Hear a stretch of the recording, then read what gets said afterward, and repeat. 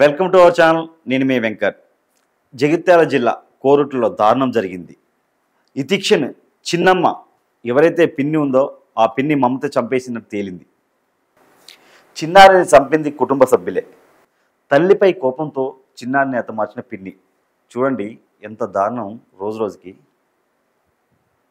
అలా ఎవరైతే ఇప్పుడు ఆ పాప వాళ్ళ తల్లి ఉందో తల్లి మీద కోపంతో ఈ పాపను చంపేసింది పిన్ని. తోటికోడలు, వీళ్ళు తోటికోడలు అంటే ఆమె మీద కోపాన్ని పాపాన్ని చంపి ఇలా తీర్చుకుందనమాట. నిజంగా రోజు రోజుకి అసలు ఏమైపోతుంది, అసలు ఏం అర్థం కావట్లేదు సమాజం. మొన్న తల్లి మందలిచ్చిందని చెప్పి కూతురు తల్లిని చంపేసింది. భార్య మందలిచ్చిందని భర్త భార్యను చంపుతాడు. భర్త మందలిచ్చిందని భార్య భర్తను చంపుతాడు. అసలు నిజంగా రోజు రోజుకి దారుణంగా అయిపోతారు మనుషులు అయితే నిజంగా ఒక బంధాలు అనుబంధాలు లాంటిది ఏమీ లేదు. మనం మనిషిగా పుట్టినందుకు ఈ జన్మకు నిజంగా అసలు అర్థం లేకుండా అయిపోయింది ఇలాంటి ఘటనలు చూసినప్పుడు. తోటికోడలు ఎవరైతే తోటికోడలు పెత్తాలను తట్టుకోలేక చిన్నారిని హత్య చేసినట్టు పిన్ని చెప్పింది.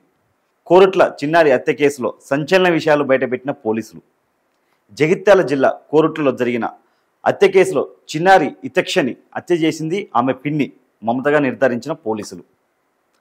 కోరుట్ల ఆదర్శ్ నగర్కు చెందిన సోదరులు ఆకుల రామ్ లక్ష్మణులకి అక్కా చెల్లెల కూతుర్లు నవీన మమతలతో వివాహం జరగగా ఒకే ఇంట్లో నివాసం ఉంటున్న కుటుంబ సభ్యులు. రామ్ నవీన దంపతులకి ఏదంశు ఇతక్ష అనే ఇద్దరు పిల్లలు ఉండగా ఇద్దరు కూతురు సంతానం కలిగి ఉన్న లక్ష్మణ్ మమత దంపతులు. 4 నెలల క్రితం ఆన్లైన్ బెట్టింగ్లో 18 లక్షలు కోల్పోయిన మమత ఇంట్లో నవీనకు ఎక్కువ ప్రాధాన్యం ఇస్తున్నారని ఆమె పట్ల ద్వేషం పెంచుకొని మమత ఆమె కూతురు ఇతాక్షని చంపాలని నిర్ణయించుకున్నట్లు గుర్తించిన పోలీసులు. గత శనివారం సాయంత్రం స్కూల్ నుండి వచ్చిన పిల్లలతో పెద్ద పులులు వేషాధారణ చూసేందుకు కూరగాయలు కోసే కత్తి, చెట్టు కత్తిరించే కట్టర్తో వెళ్ళిన మమత సమీపంలోని ఒక ఇంటి గేటు బాత్రూమ్ డోర్ లేకపోవడంతో ఇతాక్షని ఆ ఇంట్లోకి తీసుకెళ్లిన మమత బాత్రూంలో పడేసి కత్తితో గొంతు కోసి కట్టర్తో మెడ కట్ చేసి చిన్నారిని హత్య చేసిన మమత ఇంటికి వచ్చి బట్టలు మార్చుకొని అందరితో పాటు కలిసి ఏమీ తెలియనట్టు మళ్ళీ ఆ పాపని ఎతికే పనిలో పడిన మమత ఎట్లా అంటే చేయాల్సిందని చేసింది. ఆ పాపని హత్య చేసింది. మళ్ళీ ఏం తెలియని నంగనాసిలాగా బయటకు వచ్చి మళ్ళీ వాళ్ళతో పాటు పాప ఎడిపోయిందని చెప్పి ఎతుకుతుంది. మంచిగా వచ్చింది, స్నానం చేసి శారీ మార్చుకొని అంత మార్చుకొని మంచిగా ఏం తెలియనట్టు నంగనాసిలాగా మళ్ళీ. నిజంగా ఎంత దారుణం అంటే చిన్న పాపని ఎలా గొంతుకోయాలనిపించిందమ్మా. ఏమన్నా కూరగాయలు అది? మనిషివేనా అసలు నువ్వు? మానవత్వం ఉందా? నీ పిల్లలాంటి పిల్ల కదా అమ్మాయి? మృతదేహం దొరికిన తర్వాత ఆసుపత్రిలో మమత అందరితో కలిసి బోరున ఇలిపించినట్లు తెలిపిన పోలీసులు. మళ్ళీ ఏం తెలియనట్టు రంగనాచిలాగా మళ్ళీ అలా పక్కన కూర్చొని ఏడుస్తుంది, తలకాయ బాదుకుంటూ ఏడుస్తుంది. నాకేం తెలియదు అన్నట్టు, అయ్యో ఎడిపోయిన పాప అని.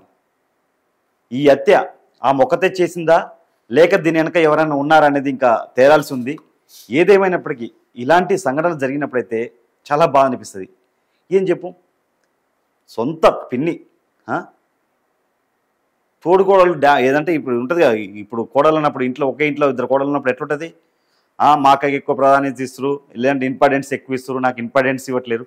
అది ఉంటే మీరిద్దరు చూసుకోవాలమ్మా, మీరిద్దరు మాట్లాడుకోవాలి, ఒక అండర్స్టాండింగ్ రావాలి కూర్చొని. కానీ చిన్న పాపని తీసుకెళ్ళి నువ్వు మనిషివేనా అసలు? ఎలా కోయబుద్ధి అయింది మెడ? కత్తితో మెడ కోసి పొడిచి చంపుతావా? నువ్వు అసలు మనిషివేనా అసలు? నువ్వు పిన్ని కాదు అసలు. నీలాంటి వాళ్ళకి నిజంగా చెప్తాను కదా, జైల్లో వేసుడు ఇవన్నీ వేస్ట్. ఉరి వేయాలి ఎమ్మటే, కోర్టులో ఎమ్మటే తీర్పు ఏం చేయాలి తెలుసా? ఇలాంటి వాళ్ళని తీసుకెళ్ళాలి, 2-3 రోజుల్లో కథం ఉరేసి పడేసేయాలి కథం. ఈ జైల్లో వేసి మళ్ళీ భోజనాలు పెట్టి ఇలా తిండి దండగా గవర్నమెంట్కి వీళ్ళతో పెద్ద ఉపయోగం లేదు. ఒకరిని ఆన్ ది స్పాట్లా ఉరి తీస్తే నెక్స్ట్ ఇలాంటి వాళ్ళు మళ్ళీ రావు, మళ్ళీ ఇలాంటి ఘటనలు జరగవు ఎవరికైనా సరే, ఆడవాళ్ళకే కానీ మగవాళ్ళకే కానీ. సొంత నీ కుటుంబంలో మన ఇంటి పక్కన వాళ్ళకే ఏమన్నా జరిగితే మనం ఎంతో బాధపడతాం. ఎవరైనా చనిపోయినా లేదంటే ఏదైనా జరిగినా కానీ, ఏదైనా యాక్సిడెంట్ అయినా ఏదైనా కానీ అయ్యో పాపం అని చెప్పి మందలిస్తాం, మనం బాధపడతాం. అలాంటిది ఇంట్లో నీ బిడ్డ లాంటి బిడ్డ అసలు మనిషి అసలు ఎలా గొంతు కోసులేంటమ్మా? ఏమన్నా కూరగాయల? నిజంగా చెప్తున్నా ప్రభుత్వాలకి పోలీసులకి నేను నిజంగా నా రిక్వెస్ట్ చేస్తున్నా ఏంటంటే ఇలాంటి వాళ్ళని ప్లీజ్ దయచేసి జైలు వేయకండి, డైరెక్ట్ ఉరేసి పడేసండి. ఇలాంటి వాళ్ళకి ఒక్కరికి ఇద్దరికి ఇలా ఉరిదీస్తే నెక్స్ట్ మూడో వాళ్ళు భయపడాలి. ఇలాంటి ఘటనలు చేయాలంటే గజగజ వణకాలే ఇలాంటివి చేయాలంటే. మళ్ళీ అలా చేయకపోవడం వల్ల ఇగో ఇలా ఇచ్చలేటుగా రోజుకో ఘటనలు బయటకు వస్తున్నాయి. ఏంది పెళ్లి చేసుకున్న భర్తకు భార్యతో గండం ఉంటుంది, భార్యతో భర్త గండం ఉంటుంది. పిల్లలు మంచిగా చదువుకోవాలని తల్లిదండ్రులు చెప్తే తల్లిదండ్రులను చంపుతున్న పిల్లలు, తాగొద్దునన్నా మంచిగా ఉండాలని పిల్లలు చెప్తే పిల్లల్ని చంపుతున్న తల్లిదండ్రులు. ఏంది అసలు? జీవితంలో ఇంకనన్నా మారండి. ఇలాంటి వాళ్ళని మాత్రం ఎట్టి పరిస్థితుల్లో వదిలిపెట్టకూడదు, ఉరి తీయాలని చెప్పి నేను చెప్తున్నా. చూద్దాం మరి ఏం జరుగుద్దాం.